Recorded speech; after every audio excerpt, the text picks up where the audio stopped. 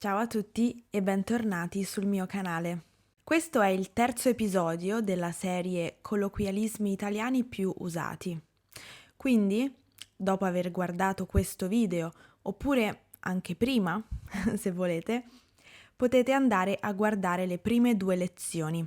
Troverete i link nella descrizione del video qui sotto.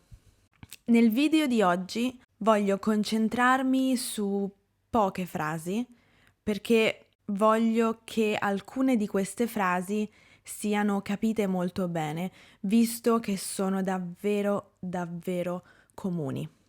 E sono sicurissima che voi avete sentito già queste frasi nei film, per strada o in conversazioni molto spontanee, eccetera. Le nostre 4 frasi di oggi, che trasformeremo in frasi più colloquiali, sono le seguenti. Questo libro è una pizza. Mangiamo qualcosa insieme? Mi piace molto. Non voglio.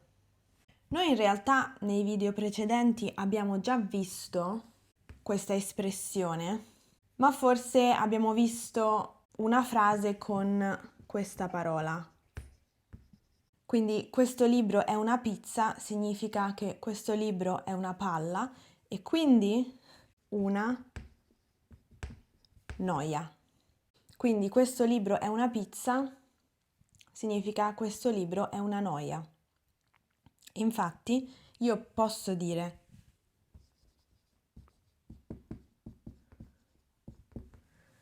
che pizza, cioè che noia, va bene? Quindi se qualcosa è una pizza non significa che è effettivamente una pizza da mangiare, ma significa che è una cosa noiosa da fare. Andiamo avanti. Mangiamo qualcosa insieme? Questa frase cambia un po' e diventa: ci mangiamo una cosa insieme? Quindi qualcosa diventa una cosa e mangiamo diventa ci mangiamo. Questa è una caratteristica del parlato colloquiale davvero, davvero frequente. Che cosa è successo qui? È successo che abbiamo aggiunto un pronome che sembra un pronome riflessivo, no? Quindi in qualche modo abbiamo trasformato il verbo mangiare in una sorta di verbo riflessivo. Perché? Perché l'aggiunta del pronome dà una carica emotiva alla frase. Un altro esempio che posso farvi è: che bello, stasera mi guardo un bel film. Anche qui non dico stasera guardo un bel film, dico stasera mi guardo un bel film. Questa frase significa che io sono davvero contenta di guardarmi un film stasera.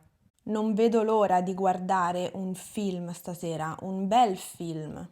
Spesso in queste frasi c'è l'aggettivo bel, bello, bella, belli, belle, eccetera. Per esempio, mi mangio una bella pizza, mi mangio un bel gelato, eccetera. Quindi questo uso pronominale dei verbi dà una carica affettiva, emotiva al contenuto della frase. Quindi io capisco che è qualcosa che il parlante non vede l'ora di fare o comunque qualcosa che dà felicità a chi parla. Fatemi sapere nei commenti qui sotto se volete vedere un video solo su questa struttura, così la analizziamo bene. Veniamo alla frase seguente. Possiamo sostituire molto con 3 parole. Un sacco, un botto, un casino.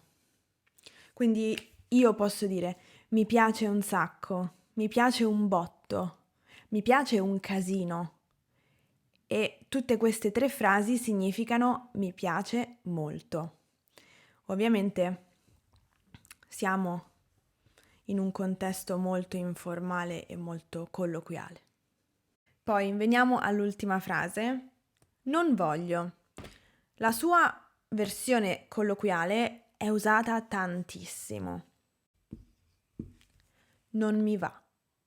Quindi se io dico non voglio fare qualcosa, in modo più informale diciamo non mi va di fare qualcosa. Quindi qua è non voglio fare, mentre qui è non mi va di fare. Questo è il verbo andare. Possiamo usare il verbo andare con un pronome indiretto, pronome oggetto indiretto, per dire che non vogliamo fare qualcosa. O al contrario, che vogliamo fare qualcosa. Quindi il non dipende dal contesto, no? Quindi posso anche dire mi va, mi va.